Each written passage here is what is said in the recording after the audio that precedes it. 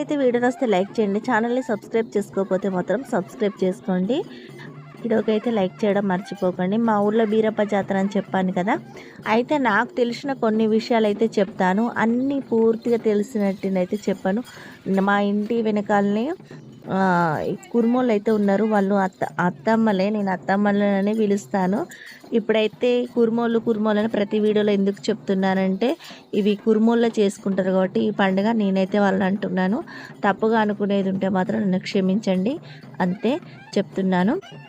ఇప్పుడు ఏంటంటే రఘుబోనం అయితే అంటే పండుగ అయితే ఒక పాలనెయ్యి పోసినప్పటి నుంచి అయితే మనకు వీడియోస్ అయితే పెడుతున్నాను కదా. పాలనెయ్యి పోసినాక ఒక మధ్యలో ఒక 2 రోజులు అయితే గ్యాప్ ఉంటుంది. 2 రోజులు 3 రోజుల గ్యాప్ ఉంటుంది, మర్చిపోయాను. తర్వాత గురువారం రోజైతే అది పోషమకు బోనాలు చేసిర్రు. మధ్యాహ్నము వచ్చి ఇట్లా ప్రతీది ఏది జరిగినా కూడా ప్రతీది ఒగ్గోళ్ళు వచ్చి చప్పుడు చేసుకుంటూ ఇంటింటికి వచ్చి చెప్పిపోతారు.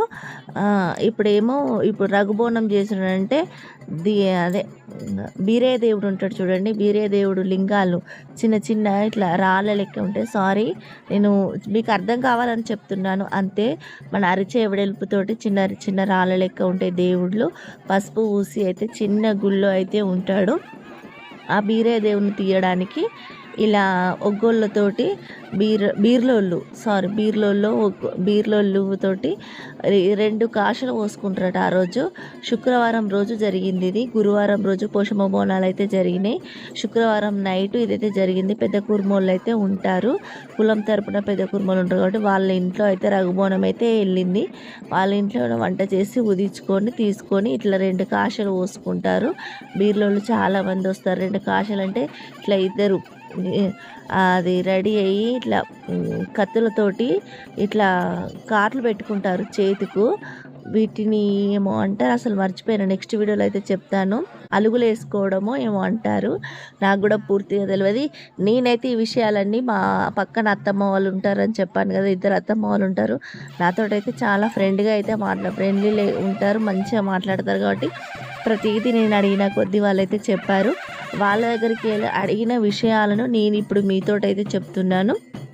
మా ఇంటి వెనకాలే బీరప్ప దేవుడు చూసారు. ఈ గుడి అయితే చిన్నగా ఉంది. ఇది 2వ గుడి. 3వ గుడి అయితే ఇప్పుడైతే కట్టారు. అక్కడ మనం వాకింగ్ చేసే కాడైతే పెద్దగా కట్టారు. ఫస్ట్ అయితే చిన్న గుడి ఉండేదట అటు కింది వాడ సైడు. అక్కడి నుంచి దేవుడు మీదికి వచ్చిండు, అంటే మా వాడ సైడు.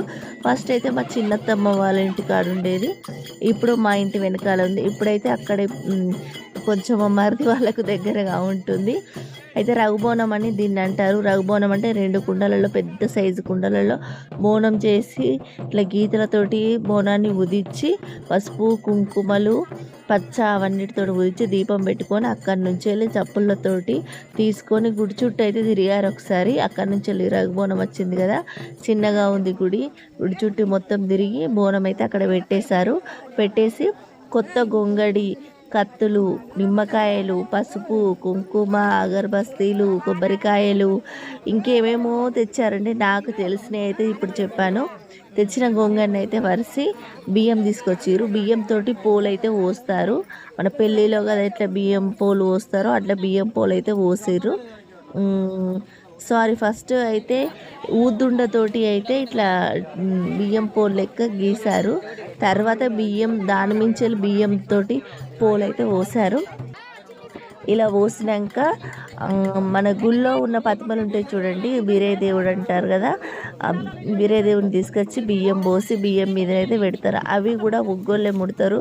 మనలాంటి సామాన్యులు అయితే దేవుడిని అయితే ముట్టుకోరు. వాళ్ళైతే ఎలా ముట్టుకుంటారో దేవుడు వాళ్ళకు ఒక ఆజ్ఞ అని నేనైతే అనుకుంటున్నాను.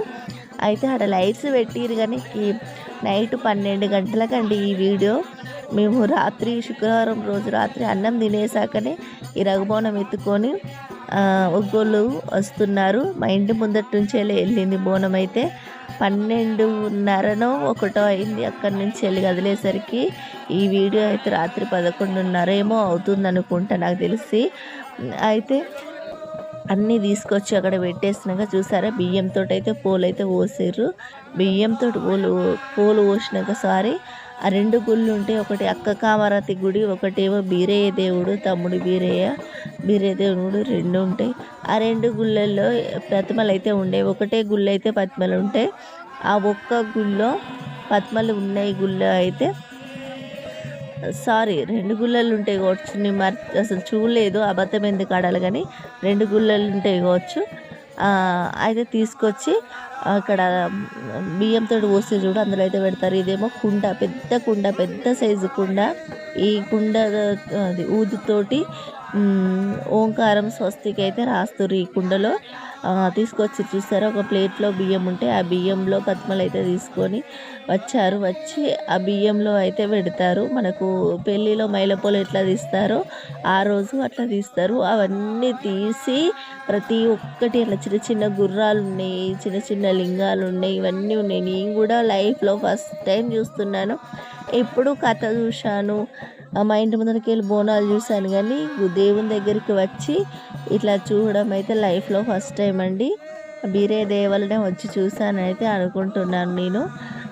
అలాగే అయితే స్వస్తికి అయితే రివర్స్ చేసిర్రు. అసలు నేను చెప్తాం అనుకున్నా, ఏమంటారు ఏమో, మేము ఇట్లా చేస్తాము మీకు తెలుసా అది ఇది అని అంటారేమో అని చాలా భయం వేసింది. అందుకే నేనైతే స్వస్తికి రివర్స్ చేసారని కూడా చెప్పలేదు. అయితే ఇవన్నీ తీసుకుంటూ ఉంటే కొందరు ఒక్కోళ్ళు అయితే కథ చెప్తున్నారు. నేనైతే వాయిస్ కట్ చేయలేదండి. 100% నా వాయిస్ 25-26 సౌండ్ అయితే పెట్టేశాను.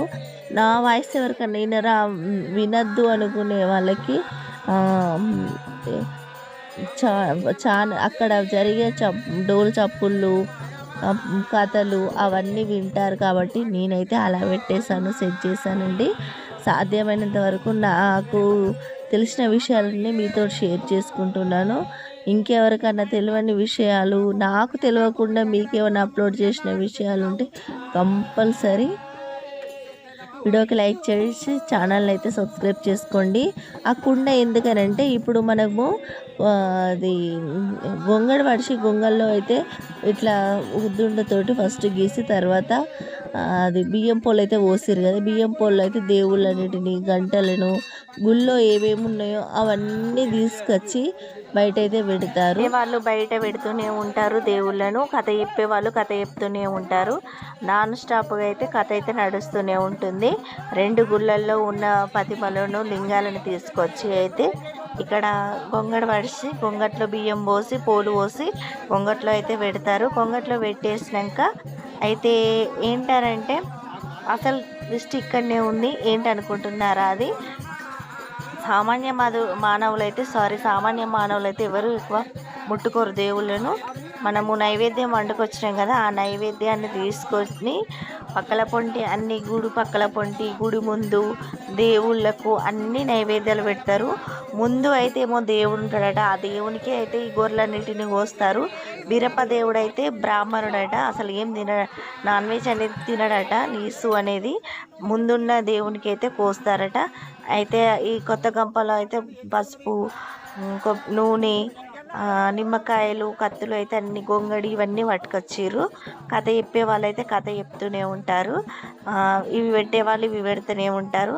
అవన్నీ రెడీ అయిపోయాక ఆ గొంగట్లోనే ఈ ప్రతిమలన్నిటిని పెట్టుకొని అది తీసుకొని కుండలో పెడతారట. ఆ కుండను తీసుకుపోయి ఈ ఒగ్గోళ్ళకు అదే బీర్లోళ్ళకు తెలియకుండా పెద్ద కుర్మోళ్ళు ఉంటారని చెప్పాను కదా, కమిటీ ఉంటుంది మా ఊళ్ళో. కమిటీ మెంబర్స్ అందరూ అనుకొని ఆలోచించుకొని ఒక బావిలో అయితే పెట్టేస్తారట బీరే దేవుణ్ణి.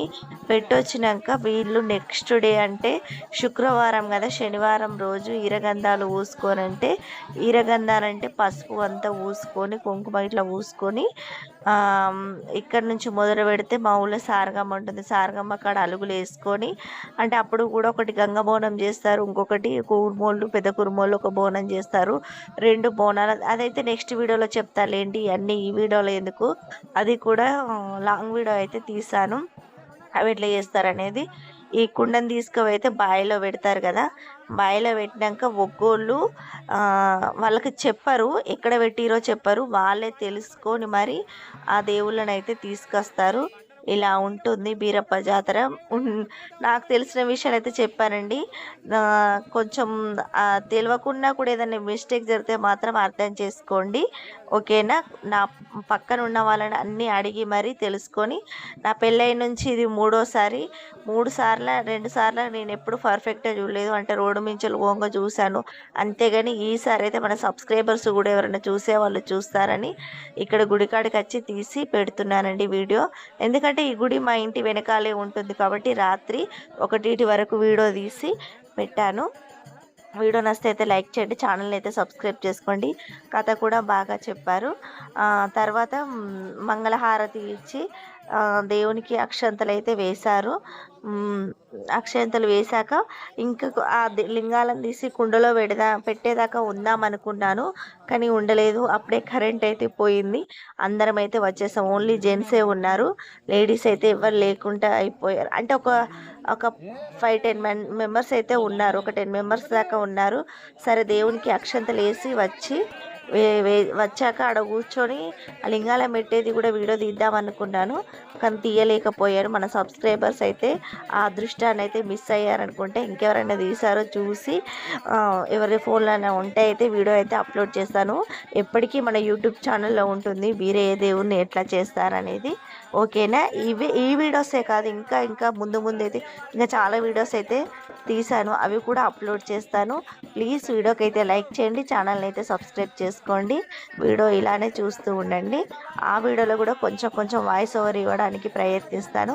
వాయిస్ ఓవర్ ఇవ్వలేకపోయినా కూడా దేవుని డోలు చప్పుడు సన్నాయి అవన్నీ ఉన్నాయి కదా, ఒక్కోళ్ళు అయితే మంగళహారతి పాట పాడిరు. అందరం కలిసి దేవునికి అయితే అక్షంతలు వేసేసరికి అంతలోపే కరెంటు పోయింది. ఇంటికి వచ్చేసాం. లేకపోతే లింగాలను ఆ కుండలో ఎలా పెడతారు, ఆ కుండ ఎవరెవరు తీసుకుపోతారు అని అయితే అక్కడ ఇంకోటి ఏంటనంటే ఒక గొర్రెను కోసిర్రు, దాన్ని కూడా మత్తగొల్పిర్రు. దాని వీడియో కూడా అప్లోడ్ చేస్తాను. క్లారిటీగా ఉందో లేదో చూసాను. ఈ వీడియో నేనే తీసాను. అయితే గొర్రెను మత్తగొల్పే వీడియో అయితే నా బిడ్డ తీసింది.